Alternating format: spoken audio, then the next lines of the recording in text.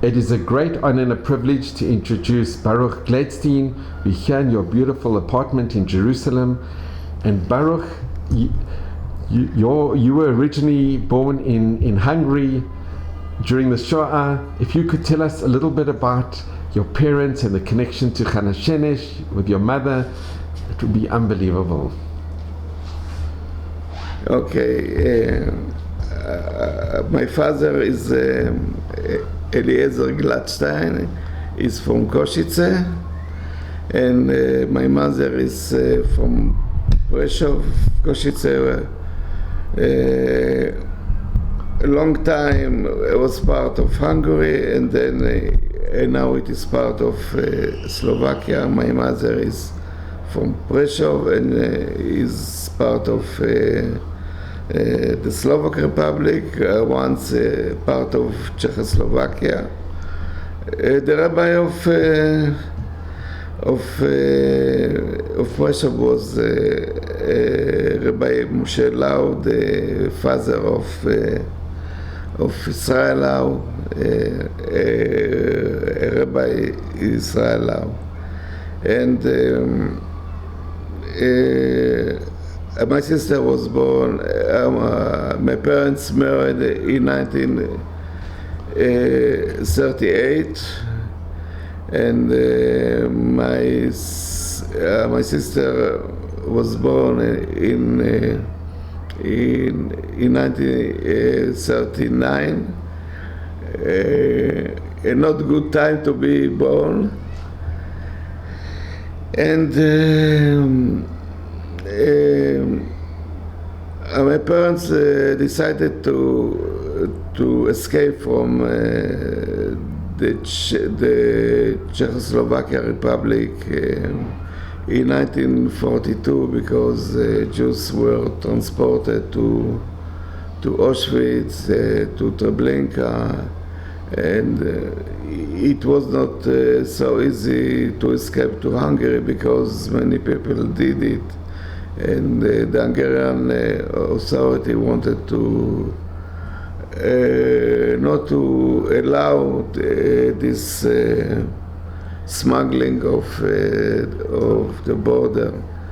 But nevertheless, my parents and some other people tried once, and only my mother escaped, and all the group was arrested. And then they tried once again, and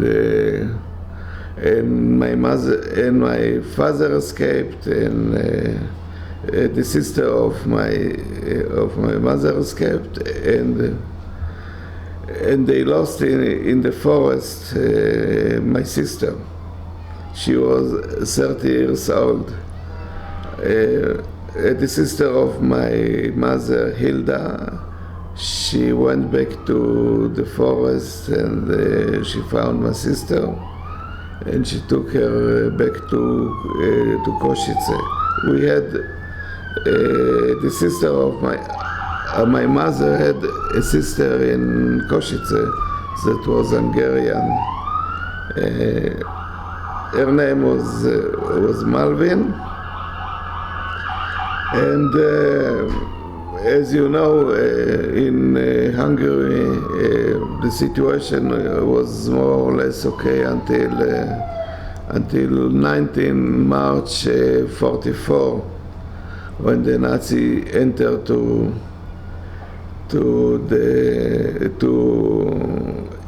Hungary. My parents they put my parents decided to live as non-Jewish people. They received received from the underground some documents that they are not Jewish. They put my mother in. They put my sister in. How do you say, like Minzar, Bet Yatomim? Orphanage. What? Like an orphanage. Okay. They put my sister because they could not if you are not Jewish and you don't have the right document, it's hard to stay with children. So she was in a special place for children, for non-Jewish children, and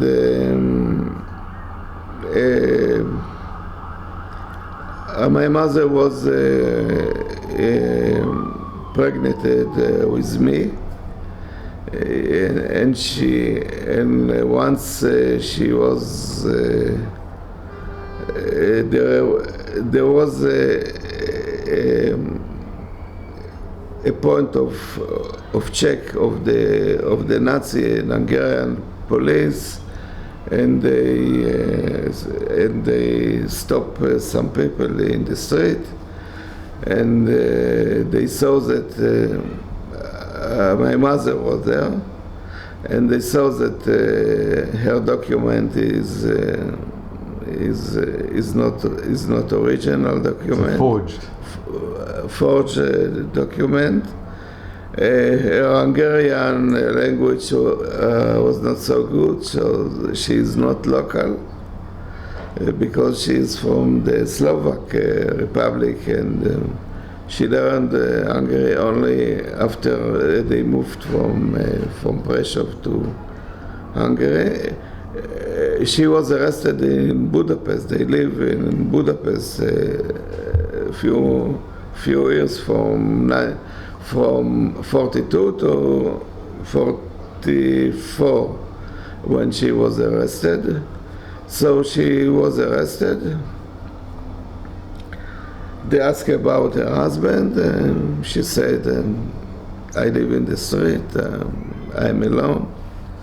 I have no husband, and because they thought she is maybe a spy, they put her in the prison, and accidentally they put her in the same chamber of Hanah Shenesh. So they were together. I don't know how long, maybe 1 month or 2 months, I have no idea.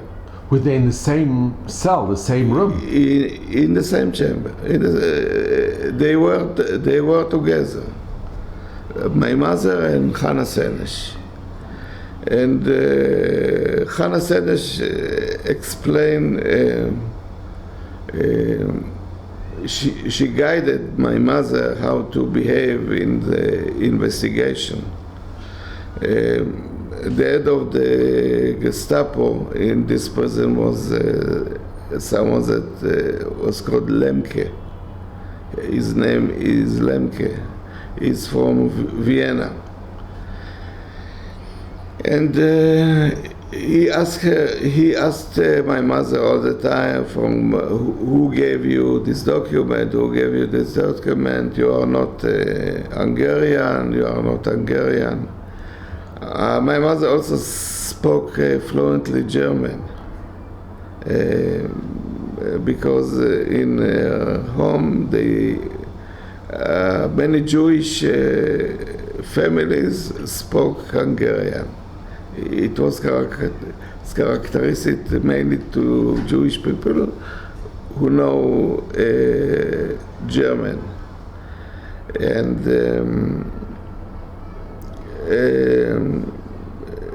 she refused to say who gave her the document. She said, no, I am from small village, because and that's the reason that I don't speak good Hungarian. I'm poor man from a very simple family, etc., etc. But Hanah told my mother that once she is going once again to investigation, in a moment where Lemke doesn't pay attention, she has to take this document and to destroy it in the toilet. And this is what she did in moments that he was not nearly stable. She took this document, and if there was any trial, they have no proof because there is no document. So this is what she did, and unfortunately afterwards they didn't find this document, and they were very angry with my mother. They were sure that she did it, and my mother was tortured by the Nazis. And she was pregnant with you? Yes, pregnant with me, and she was tortured very much, very much. She was ill after the Holocaust, several years, and only in Israel about 1954 or 5, she had a surgery in her head, and afterwards she was okay. But Hanah also guided her to make herself that she is very ill. She is pregnant and she is very ill, and she fall down in the stairs, and they took my mother to hospital in this place, and Hanah told my mother that from the hospital she can escape. And the mini hospital in this prison, and that's what she did. She was in this place of the mini hospital in this place, and she escaped from the prison.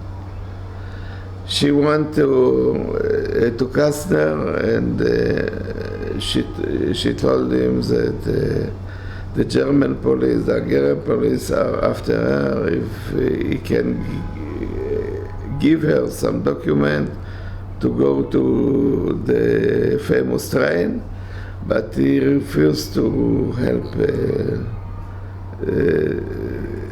my mother. He refused to help her. My father used to say that it is natural because he doesn't want to be in trouble. And that's it. So, Baruch, can I just ask, because it's a very controversial, they say that Hanah Shenesh's parents also pleaded with Kastner to help. Yes, my mother, when to help Hanah Shenesh. the father of Hanah Shenesh wasn't alive. He died before the Holocaust. But the mother, Katarina, used to come to the prison. My mother also saw her in the prison. My mother told me that I don't know if it can happen that when Katarina came to the prison, and one day her hair was white. I don't know if it can happen, but she told that it was. And after the Holocaust in Israel, Katarina lived in Haifa. And my parents used to visit them twice a year. In Haifa. Katarina knew my mother in the prison. So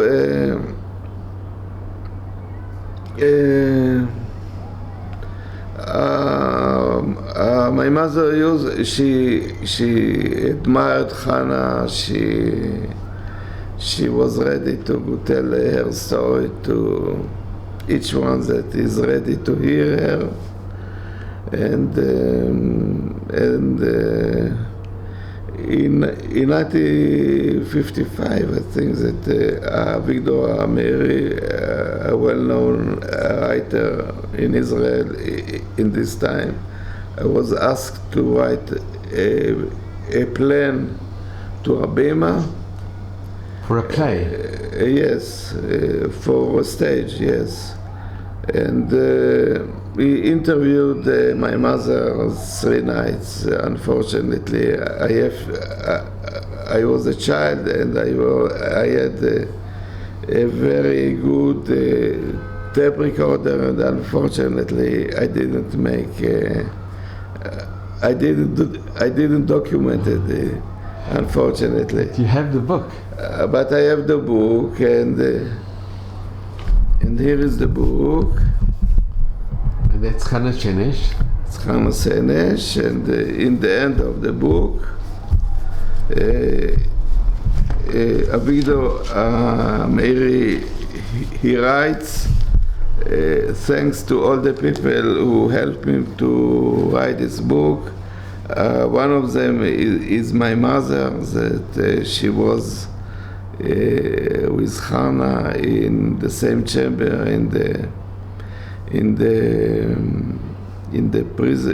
this prison, that is still prison in these days as well. It still exists. Yeah, it still exists, and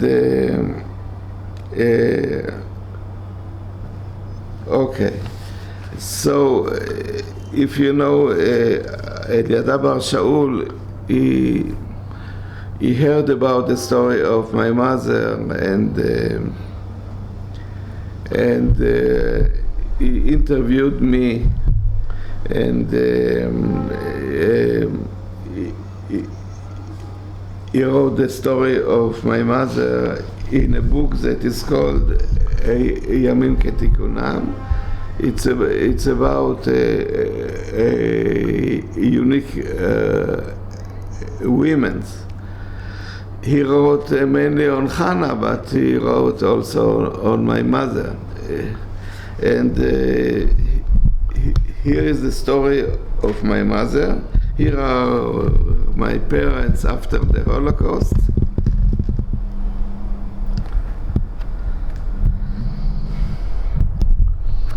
And in Karlovy Vary, my parents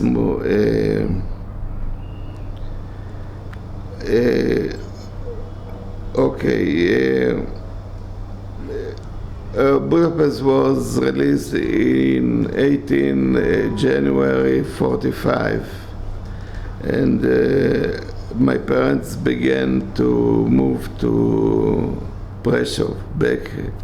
They went after the front of the battle. When the Russians go ahead, they also go ahead. But I was born in a small village that is called Sharosh Patak. I was born in the night in February. 12 February on the floor.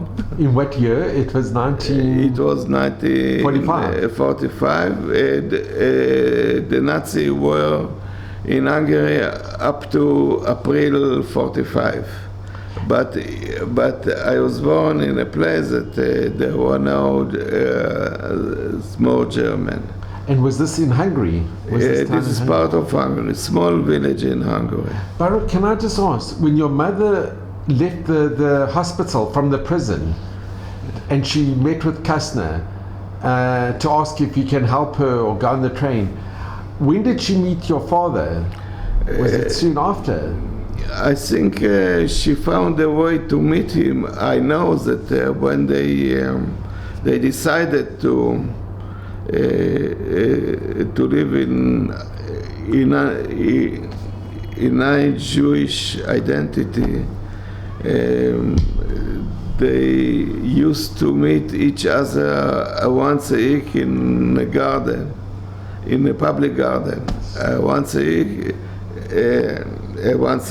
in the same day, the same hour, and once my mother didn't come, my father understood that there is problem. My mother disappeared, and he understood that she is in trouble, some trouble, and I don't know how he was informed that she's in prison, in Budapest. How they meet each other afterwards, after the parents die, you have so many questions that you did not ask.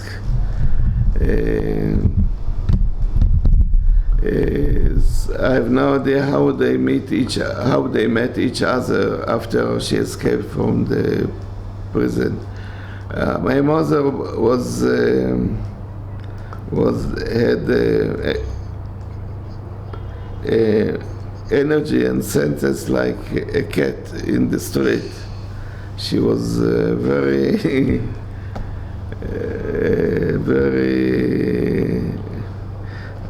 I don't know how to say it in English. She was like very active. No, she was active. She knew what to do. Usually they live in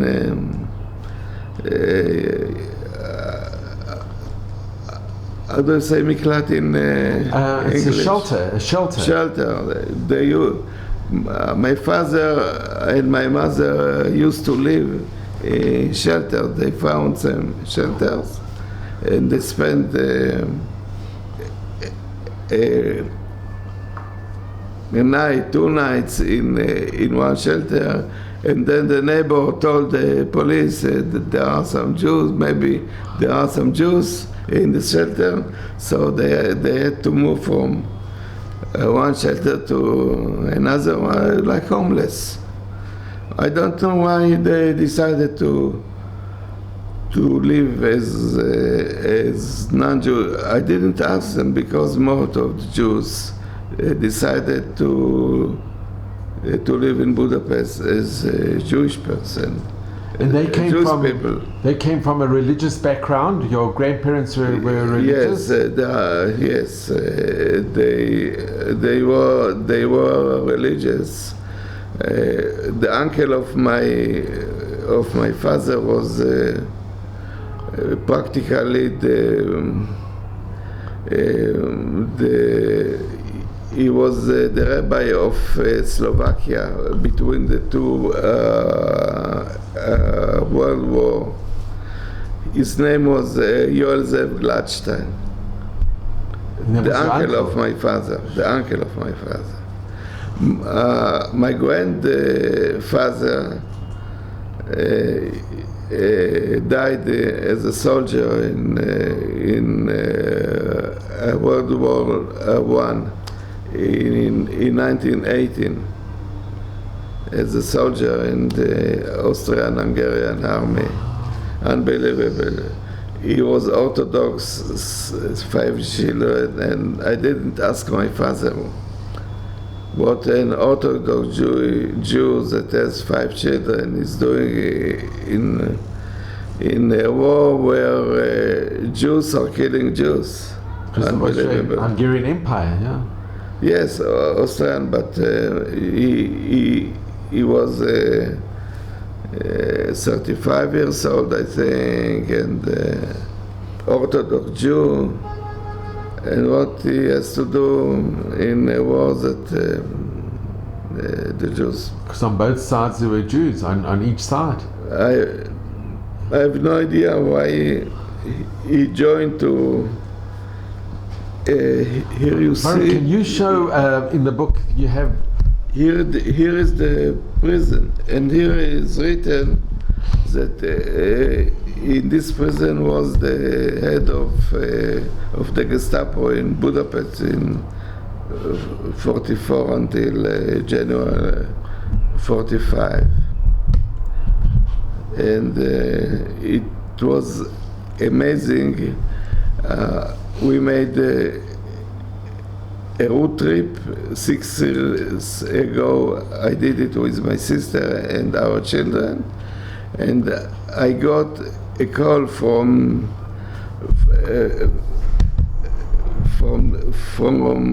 the publisher of this book, and they asked me if I have a picture of the prison.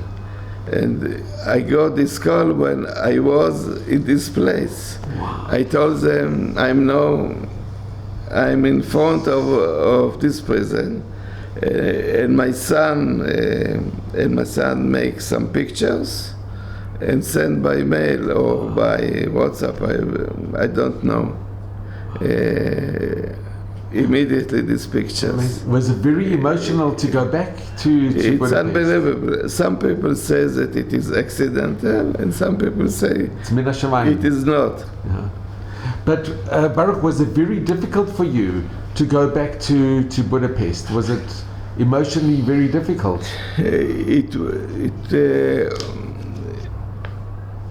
I was excited, but I cannot say that it was difficult, because it was important for me to show my children the roots of the family, what happened to the family. We travel also to Prešov, Košice, the house of my mother, the father. The place where the uncle of my father was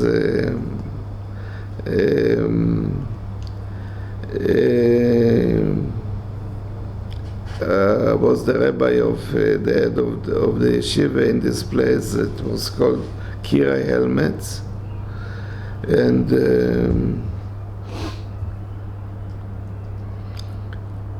I thought that it is must to do it, because the grandchildren of my children should be asked in the future the origin of the family, and if they make this trip, it should be easier to them to explain about the roots of my family.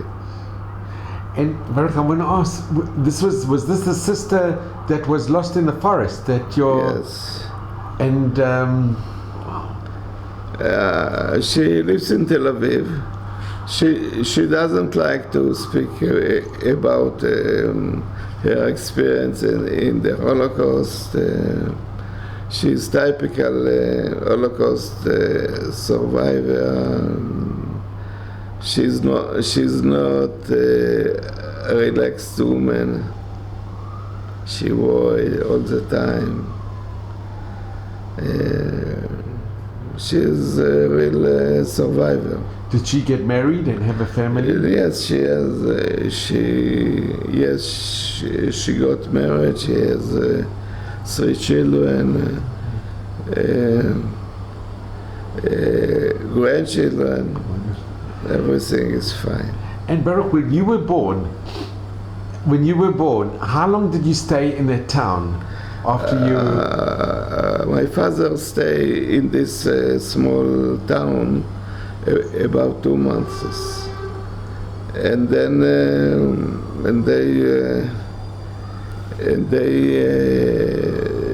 they moved home to Prešov, and when they arrived to Prešov, they felt that they live in a cemetery, because from 4,000 Jews that died in the Holocaust, only about from 4,000 Jews in this town before the Holocaust, only 1,000 survived. And my father told me, I asked him why you decided to leave this town and to move to Karlovy Vary. It's like to move in Israel from Metula to Eilat, or Kiryat Shmona to Eilat, to the other side. He told me that they felt that they live in a cemetery. When he went to the synagogue, he looked at the houses Mr. Schwartz didn't came back, this person, this family didn't come back. It was a bad feeling. It was too painful. Most probably Very painful, very painful. And they decided to open a new period in Czechoslovakia. In the Sudet area, there were 3 million Germans, and in a short time all of them were forced to leave back to Germany. So there were many houses, many empty houses. And my parents moved to one of these apartments in Karlovy Vary. And the picture that you saw, it is in Karlovy Vary. Of your parents? Yes, when after the Holocaust. And how long did they stay in Karlovy Vary? In Karlovy Vary they stayed 4 months, and then we moved to Israel in 1949. Straight after I was 4 years old. My daughter was, and we spent some time in Ma'abara, a few months in a tent, like other Jews, and then we moved to a small apartment, etc., etc. And more or less life was okay in Israel. And Baruch, can I just ask you, this is a difficult question, when the Kastner trial, when there was the Kastner trial in the 50s, Yes. You were still very small, but do you remember the Kastner trial? Or do you remember? Of course. I liked politics when I was 6 years old. I used to read newspapers. I knew on politics everything as a small child. And my parents used to speak about the trial of Kastner. My father used to say he took care on himself, on his family. You know that on the train was the family also of Kastner from Transylvania, Hungarian part of Romania. And my mother says that she didn't like him. She didn't like Kastner. She thought that the behavior of Kastner to her and to the mother of Hanah was a real shame. And it is very symbolic.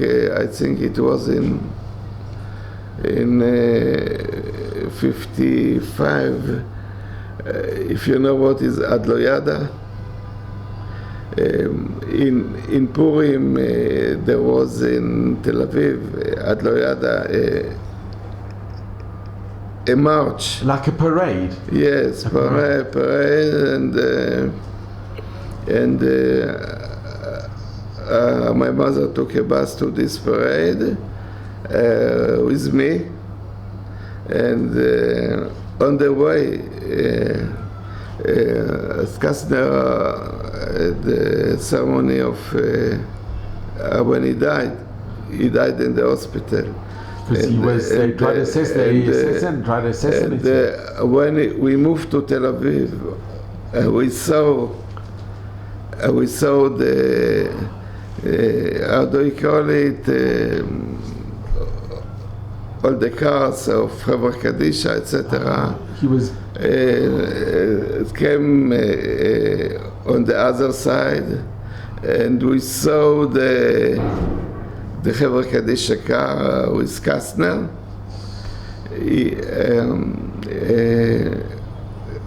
There is a cemetery that called Nachalat Yitzchak. It is on the border of Givatayim, where we lived many years from 54 to 76. And we saw from the window the car of Chevra Kadisha with Kastner. He's on his way to the cemetery, and we are on the way to Tel Aviv to this parade. It's amazing. It is. It's ironic. Very ironically. Yeah. And I remember my mother looks to this car and said, "It is good that he is not alive." For her, it was. He said it is good penalty to him. Wow. And Baruch, I want to ask you, your parents. Yes. Did they remain from after the Shoah, after the Holocaust? Were they the emunah? Were they religious? My father was a religious person. My mother less. She used to say, "I'm not sure that there is a God, but after I will die, you will say after me Kaddish." Did she like Shabbos candles? What? Did she do Shabbos candles? Yes, of course. But on Friday, for example, she wanted to go outside of our apartment, and it was dark in the, how do you call it? Like the hallway. The hallways, and she used to turn on the lights because she said, "I'm sure that God doesn't want that I will break my leg." And after the Holocaust, I refused to stay at home, even on Saturday. That's it. I want to meet friends, I want to live, and no one will stop me, even if there is dark in the hallway. Wow.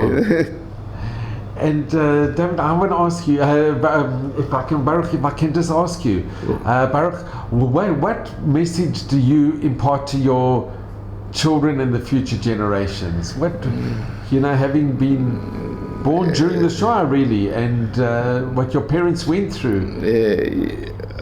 I think my parents could live to the United States also. They had a visa to the United States, but they decided to come to Israel, maybe because they understood that it is the right place for Jews.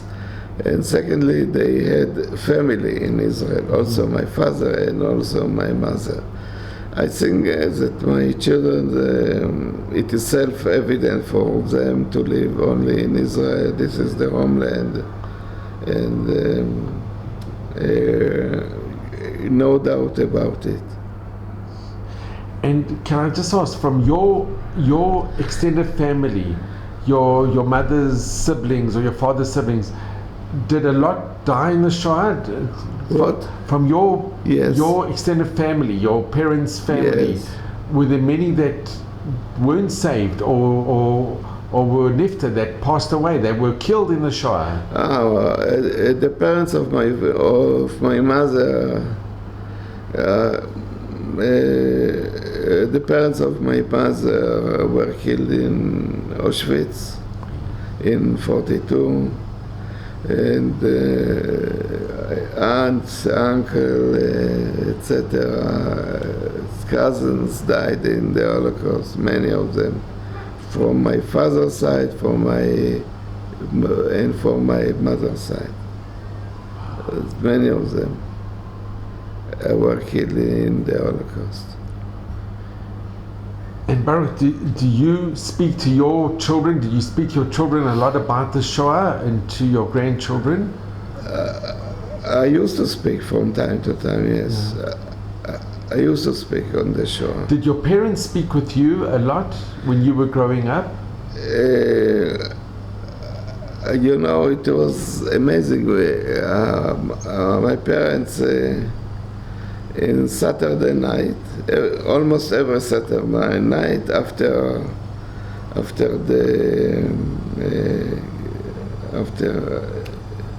the meal, how do you say? And Havdalah? Shabbos lunch. Yeah. They used to speak about the Holocaust every Friday, only at Friday night. On Friday night? Friday night after the lunch, they used to speak hours on the Holocaust. And you used to listen? Yes, I used to listen. And did your parents, a lot of their friends, they were friendly with also survivors who came from? Yes, we had we have family, we had friends from that came to Israel from Slovakia, from the Czech Republic, from Hungary. They used to speak of the Holocaust many times. And were your parents close with the chief rabbi, with Rabbi Lau? Did they have a kish with Rabbi Lau? Maybe my mother met him, but as far as I know, she wanted that the Rabbi Lau will be the rabbi who make my marriage, and finally it didn't happen. She wanted that he will speak about pressure of the Jews, of pressure, but finally it didn't happen. That's it. Wow. And Baruch, just lastly, you have so much. I mean, it's part of Jewish history. It's amazing what you went through and what your parents went through. I have two unique stories about the Shoah. When I was in 1985, in February, and I received a phone call from someone. He asked me if my name is Baruch Glattstein. I said yes, and he said, you were born 40 years ago in Sharosh Patak? I said yes. And the father, the name of your father is Laser? I said yes. And I hear that he says to his wife, yes, it's him, because he was a person that lived in Sharosh Patak, and when the Nazi left this place, the Jews came out, and my father met him and told him to go to big cities that was released and to find Moel, because there is a Jewish baby. We need Moel for the Brit. So he was sent by my father to find Moel. And my father asked also some other people to find Moel. And when I was 40 years old, this person sat in the living room, and his mother told him, his wife told him, you remember 40 years ago, a Jewish baby was born in Sharosh Patak. It's interesting to know if they came to Israel, he lives here. So he said, how can we find him? Wife told him, okay, look at the phone book. And he found my name. And he called me, and it was amazing because they live in our neighborhood. We lived in Ramot Eshkol, and they lived in Sanedria, a very few close. 100 meters from our house. My parents did not remember them, but we organized a meeting in our home. So when my parents saw them, they recognized them. It's amazing.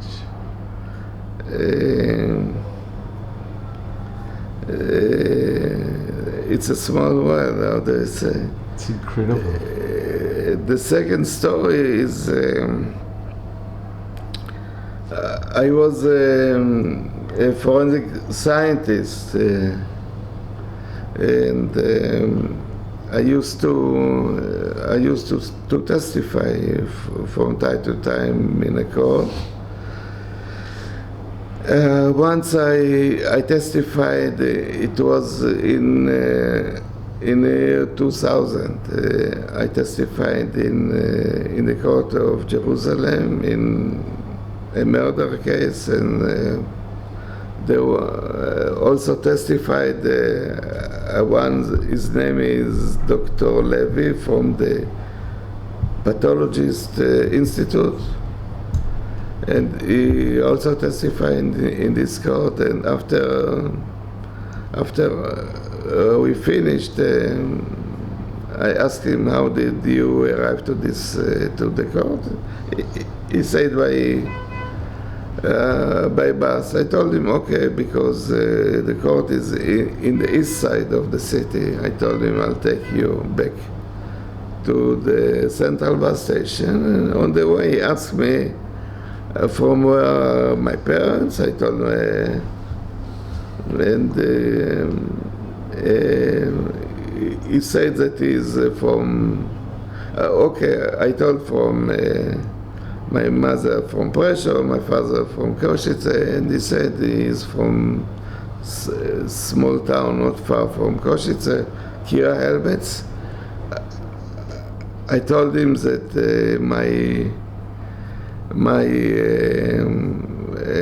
the uncle of my father was the rabbi of the yeshiva, the small town, and all Slovakia, as well, Baruch Glattstein, and he was very excited. I didn't understand why, because he was a very cynic person, and he took from me, he had in his pocket the smicha of Rabbanut that his father received from the uncle of my father, Baruch Glattstein. And it is in his pocket as, how do you call it, as kamea, because he's an emotional person, although he works in a very bad place. So he keeps it with him all the time? All the time. And I saw the document. I was also excited because it was the first time I see the handwriting of the father, of the uncle of my father.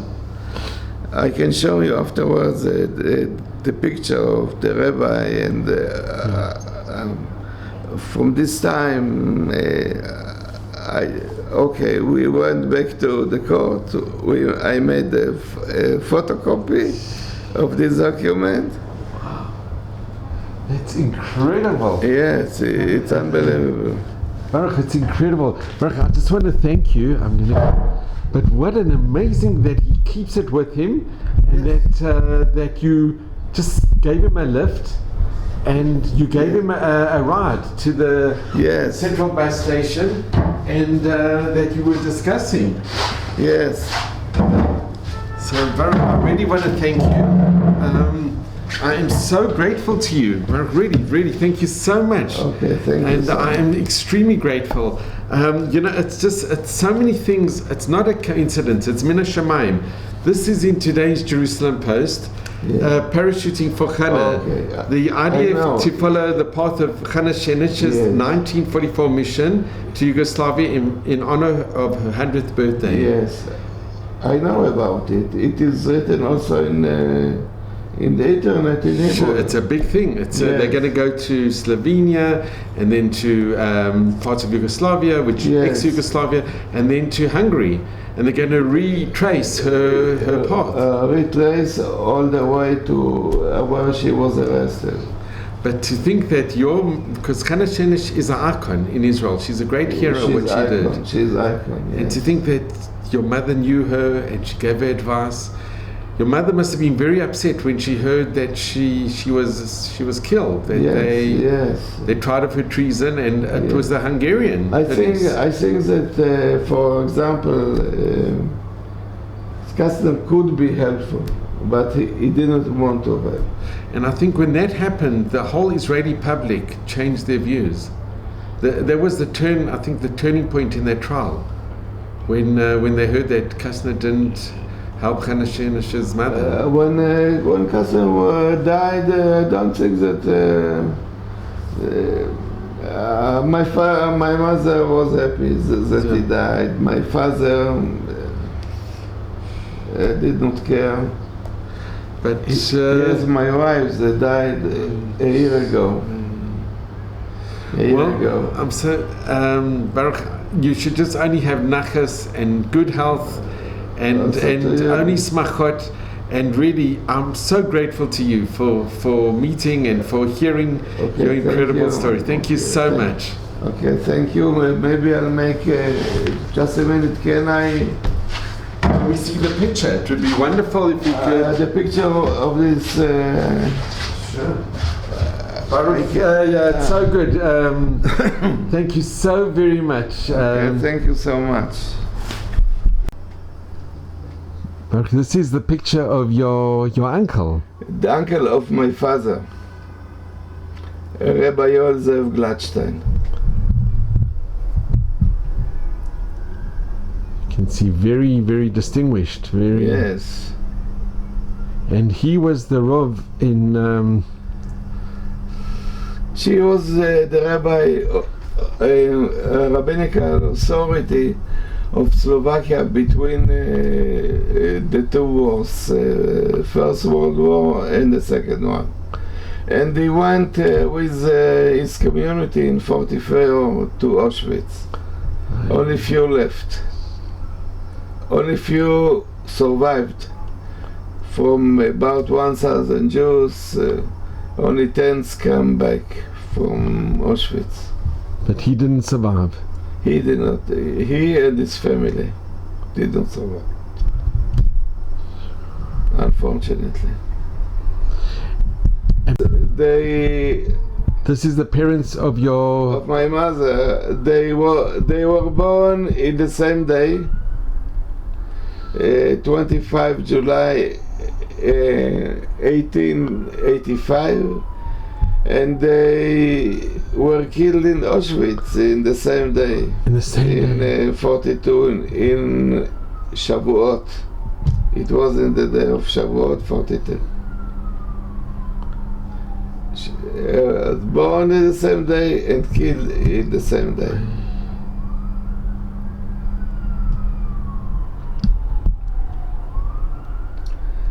If you get this is my grandfather at the time called after him Baruch Moshe. Moshe is after him.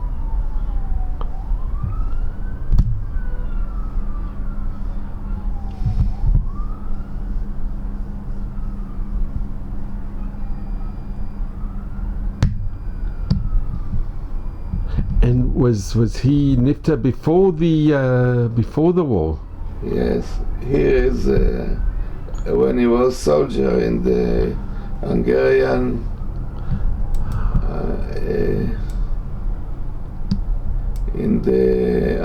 Austrian-Hungarian army. And he died. He died in the First World War. Yes, in 1918, and in 1918. And they left 5 small children. My father was 6 years old. It must have been so difficult to fight in an army that was fighting against other Yidden. Yes, of course. I have your mail. Yeah. Oh.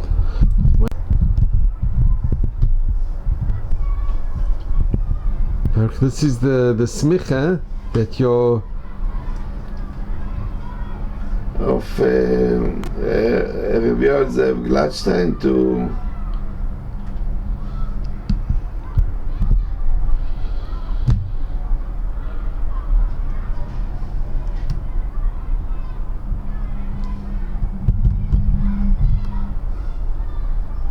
okay. It's incredible. It's just amazing. The whole story is unbelievable. Here is the translation of. I'll show something. Okay.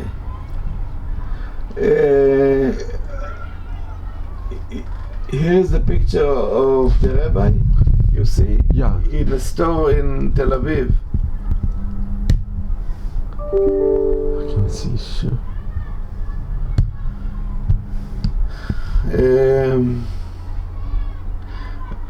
This store was belonged to one of the survivor of the community of Yosef Glattstein. He had a business, a store in Tel Aviv of shaving machine, and after he died, his wife the store was rented by someone, and the condition to rent this store was that the picture will be It will remain. will remain there. I asked of one of the workers in this store, do you know who is this person? He said, I work here 5 years. I saw this picture. I have no idea who is this person. Wow. It's amazing. You see here. And is the store still in existence today? Yes, you can go to this store in Tel Aviv. You will find this picture. Baruch. It was conditional. That's amazing. That this picture will be.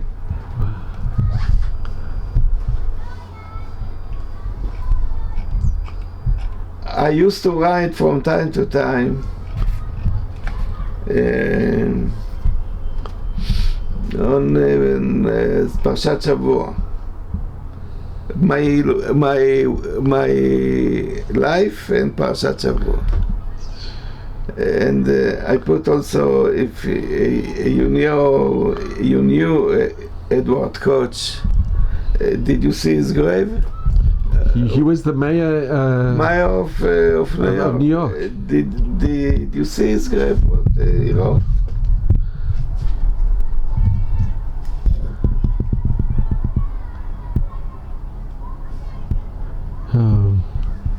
My father is Jewish, my mother is Jewish. My mother is Jewish, I'm Jewish.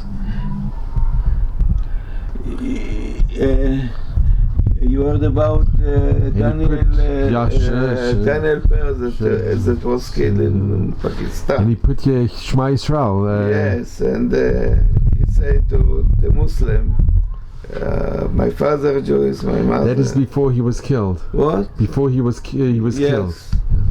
So Edward Koch decided also to write this on his grave. He had no family. Yeah. He had no wife, children, no. Thank you so much, Baruch. Okay. Really, thank you so much. I really appreciate it. You see, life is about timing. And it's all min hashamayim. It's all min hashamayim. What happened with your mother, what happened with you. Yes. It's all min hashamayim. Really. Thank you so much. Okay.